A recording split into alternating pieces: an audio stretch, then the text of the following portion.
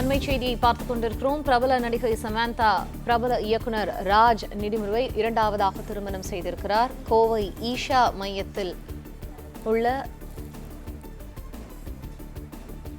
லிங்க பைரவி ஆலயத்தில் சமந்தா மற்றும் ராஜ் நிடிமுரு திருமணமானது நடைபெற்றிருக்கிறது. அந்த புகைப்படமானது தற்போது வெளியாகி இருக்கிறது.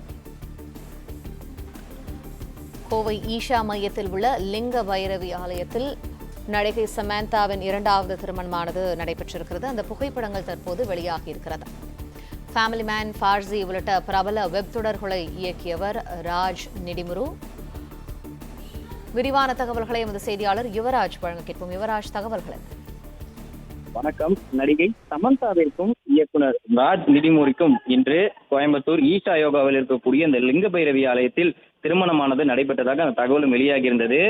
இந்நிலையில் இதற்கு முன்பாக இயக்குனர் ராஜ் நிடிமுரு இயக்கத்தில் சிட்டாடேல், த ஃபேமிலி மேன் ஆகிய வெப் தொடர்களில் நடிகை சமந்தா நடித்திருந்தால் அந்த சமயத்தில் இருவருக்கும் நட்புறவானது ஏற்பட்டு பின்பு காதலாக மாறி இன்று இருவரும் திருமணம் செய்து கொண்டனர்.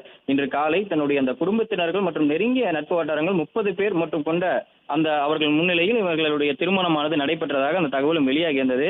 இது குறித்தான புகைப்படங்களும் விரைவில் வெளியாகும் எனவும் சமந்தா தன்னுடைய அந்த சமூக வலைதள பக்கத்திலும் தெரிவிப்பார் என்றும் தெரிவிக்கப்பட்டது. அந்த வகையில் இருவரும் இன்று திருமணம் செய்து கொண்டிருக்கக்கூடிய அந்த புகைப்படத்தை வெளியிட்டிருக்கின்றனர்.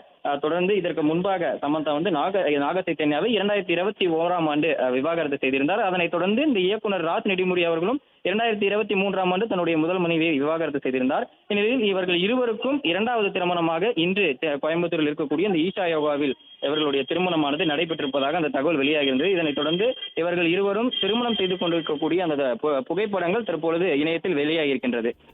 பிளே ஸ்டோர் மற்றும் ஆப் ஸ்டோரில் இருந்து பாலிமர் செயலியை QR கோடு மூலம் பதிவிறக்கம் செய்யுங்கள். செய்திகளை உடனுக்குடன் பெறுங்கள்.